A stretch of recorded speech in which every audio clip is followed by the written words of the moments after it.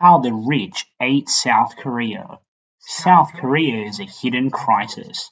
South Korea is a cyberpunk dystopia.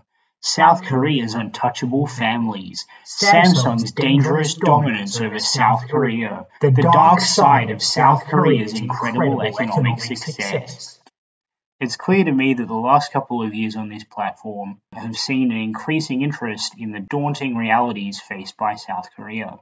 I can only speculate about why this is. To some extent, it seems like a reaction to the increased attention the Western world paid to North Korea over the 2010s.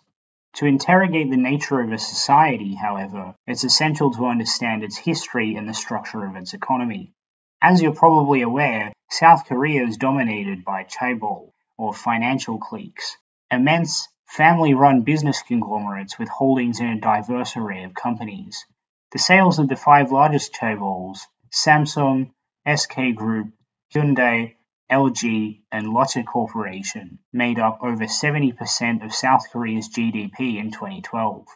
Samsung and its affiliates alone have generated over 20% of annual Korean GDP in recent years. This level of market dominance on a national scale is unparalleled. As well as telecommunications, electronics, and appliances, Chaebols exert influence in market areas like media, retail, insurance, and military. Their success led to an output per capita in 2000 13 times higher than it had been in 1960, and built the South Korean GDP from among the world's lowest to one of the world's highest in that same time frame. Where in 1960 the life expectancy stood at 54, it's currently around 84. Undoubtedly, Chaebols were a factor in this transformation. But how has this transformation begun? For the answer, we must go back to the government of Park Chung-hee, who became the 3rd president of South Korea following a military coup in 1961.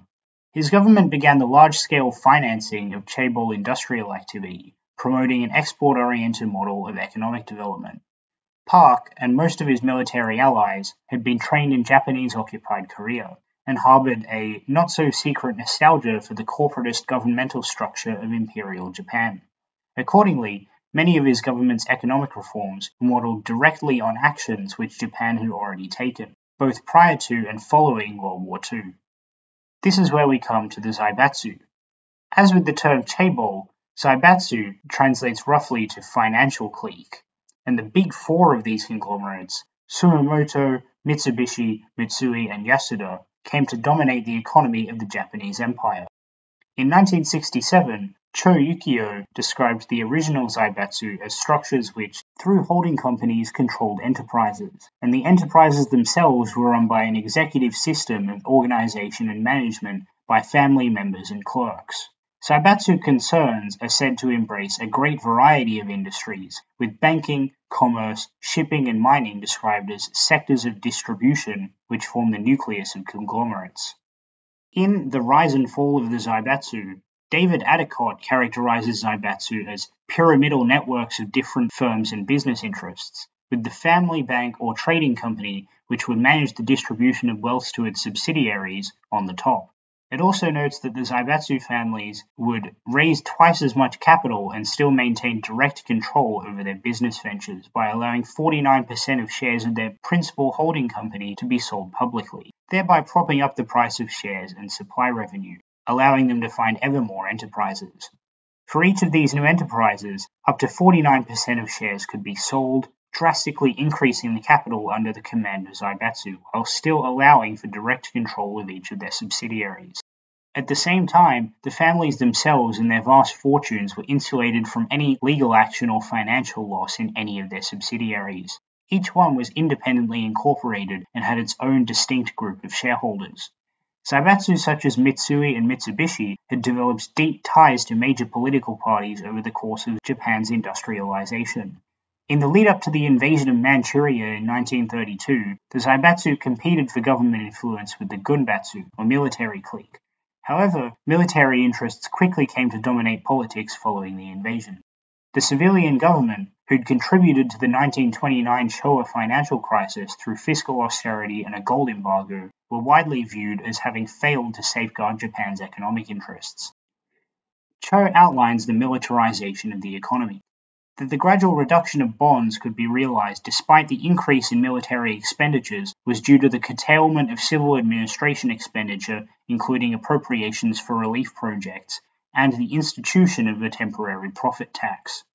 Therefore, the share of military spending in total annual revenue grew from 31% in 1931 to 43% in 1934, and 47% in 1936.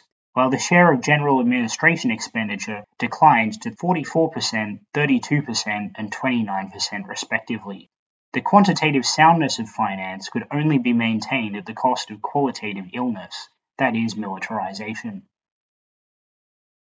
Along with the economy more broadly, the Zaibatsu also underwent a transformation. As shown in Table 2, the heavy and chemical industries recorded a remarkable growth in the Taisho period, and in 1930 they occupied 38.2% of the total industrial production, surpassing slightly the spinning and weaving industry's 36.6%. In 1930 to 36, the growth rates of the heavy and chemical industries rose further, and in 1936 accounted for 52.3% of total industrial production. On the contrary, the spinning and weaving industry's production was reduced to 29.5% of the total. This shift to the heavy and chemical industries allowed the Zaibatsu to expand operations into new Japanese colonies such as Manchuria, with new investments in fixed equipment and production of munitions.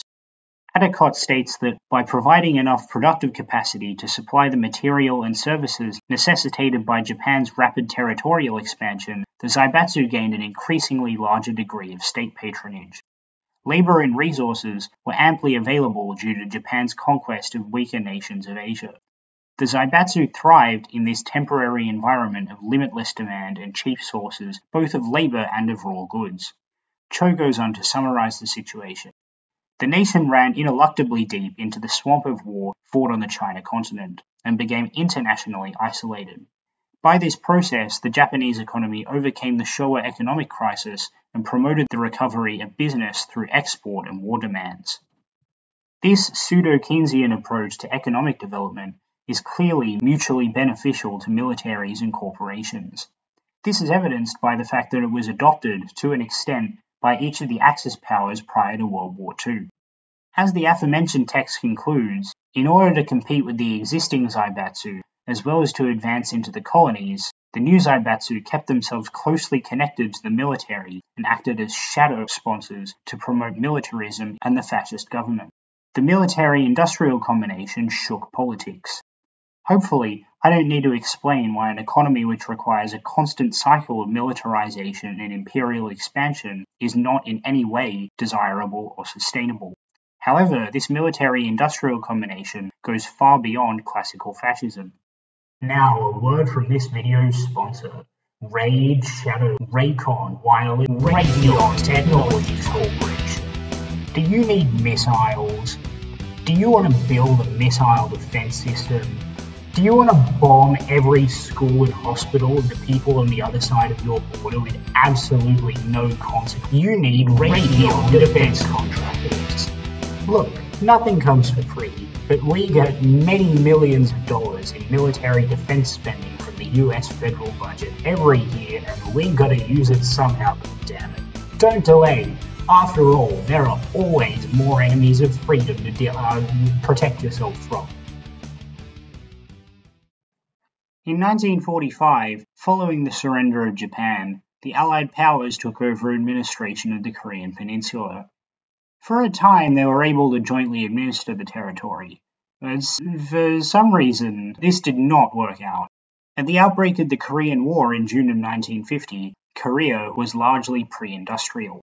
The Korean War, which led to the deaths of millions of Koreans and numerous massacres of civilians, was to some extent a contest of American military power and Soviet military power. Many Zaibatsu assets had been damaged or nationalized by 1945, but by the time the United States entered the Korean War, America was actively prioritizing the growth of Japanese companies. Glassman and Choi argue that the importance of offshore procurement contracts in stimulating rapid economic growth must not be neglected. Indeed, Japanese producers and state planners responding to the opportunities created by the Korean War procurement boom didn't do so. The head of the Toyota Motor Sales Corporation referred to the flood of new orders for Toyota trucks as Toyota's salvation, though he lamented that he was rejoicing over another country's war.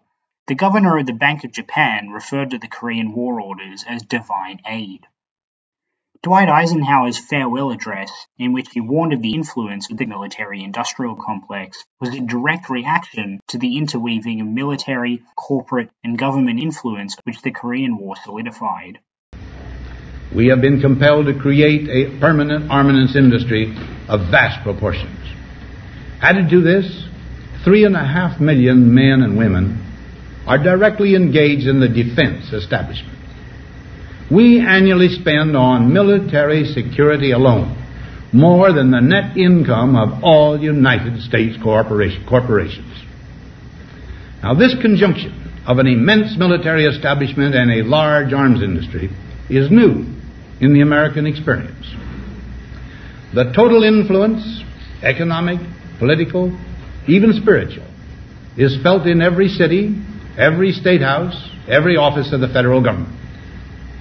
We recognize the imperative need for this development, yet we must not fail to comprehend its grave implications. Our toil, resources, and livelihood are all involved. So is the very structure of our society. In the councils of government, we must guard against the acquisition of unwarranted influence, whether sought or unsought, by the military-industrial complex. The potential for the disastrous rise of misplaced power exists and will persist. The government of Park Chung-hee was astutely aware of the economic benefits accrued by Japan during the Korean War. This might help to explain why, only a decade after the Korean War, South Korea became the largest contributor of troops to the Vietnam War of any American ally. In total, over 300,000 Korean soldiers were sent to Vietnam. The Korean government negotiated 22 times the pay level of regular soldiers for soldiers sent to Vietnam, and eventually secured an exclusive deal for offshore procurement contracts for Korean firms operating in Vietnam. It's noted that Hyundai, as with other Korean firms, moved into Vietnam on the strength of offshore procurement opportunities opened up by the Brown Memorandum, a 1966 agreement. Its work was mainly under subcontract to major American business conglomerates. The profits and experience that Hyundai gained from military contracts to build and expand facilities, including the upgrading of its engineering skills under the tutelage of a U.S. military corps of engineers, allowed it to expand its construction operations and become South Korea's most powerful construction and heavy industry conglomerate. Glassman and Choi conclude that, in the case of Hyundai and other Korean construction firms, the United States entered constitutively into the development of firms' industrial capacity, actively carrying out one of the roles more frequently attributed to a developmental state. For them, this is to say that geopolitics and political economy were deeply fused in the class and class-relevant transnational processes by which Korean Chaebols were inducted into the U.S. military-industrial complex. The Hanwha Group, which was established during the Korean War as Korea Explosives Co., is now a major Korean chaebol. They control Hanwha Aerospace, which currently accounts for a large percentage of Korean arms exports.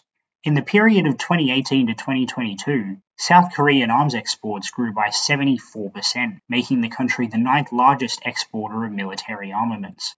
However, this is not the primary concern raised with chaebols. Unlike modern chaebols, Japan's Zaibatsu were thoroughly restructured from the Second World War onwards. Addicott outlines how the unpopularity of Zaibatsu families allowed the military to strip them of their assets and any leadership roles within the companies, largely taking over their financial and decision-making capabilities directly. The issuance of dividends was placed under state control, which also severely restricted the income of these families. State economic planning increased in scope over the course of the war, and government overseers supplanted state issuance with a program of unrealistic production quotas for private firms. Under American military occupation, Zaibatsu families continued to be prevented from exercising direct influence over corporations. Existing Zaibatsu shareholders, along with emerging business actors, would go on to form the Keiretsu. The Keiretsu conglomerates largely supplanted the Zaibatsu, and their focus on reciprocal stock ownership and market shares played an important role in Japan's exponential post-war economic growth. As with Chaebols in Korea, the Japanese government acted as a business partner for many of these firms and offered administrative oversight and extraordinarily cheap credit. In Japan's severe 1990s recession, parent banks linking and dividing Keiretsu conglomerates often failed, merged, or sold off significant shares. This deteriorated the interconnected network of Keiretsu subsidiaries and holding groups, and relationships held together by mutual shareholding have since been strained. In contrast to the moderate and disintegrating influence of the Keiretsu, Chaebols maintain a stranglehold on Korea's economy. Not only this, but the blatant nepotism and corruption of Chaebol families, which penetrates Korea's economy, military, and government, has no equivalent in modern Japan. In 2017, President Park Geun-hye was impeached on corruption charges. She was convicted of collecting or demanding bribes from Samsung, SK, and Lotte, three of South Korea's major chaebols. Samsung's Lee Jae-yong was likewise charged with bribery and embezzlement for this incident, and he's now executive chairman of Samsung Electronics. Samsung's Lee family actually has a stake in Samsung Electronics of under 5%. Its 46% share in Chaebol Industries, however, holds 19% of Samsung Life Insurance, the largest shareholder of Samsung Electronics. Samsung Electronics in turn is invested in Chaebol through other subsidiaries. As many have pointed out, the economic dominance of chaebols can be linked to numerous social issues in South Korea. Picketing and other forms of working-class organization are effectively illegal. Only 10% of South Koreans are members of a union, and the custom of working until the boss finishes means that often, workers with a long commute home don't come home at night. There's little doubt that overworking and corporate bias against taking maternity leave has contributed to South Korea's birth rate of 0.78, the world's lowest. Of course, these issues are faced to a greater or lesser extent in most developed countries, including my own. I wouldn't isolate business conglomerates as the sole cause of this state of affairs, though there's no doubt in my mind that they're exacerbating the problems.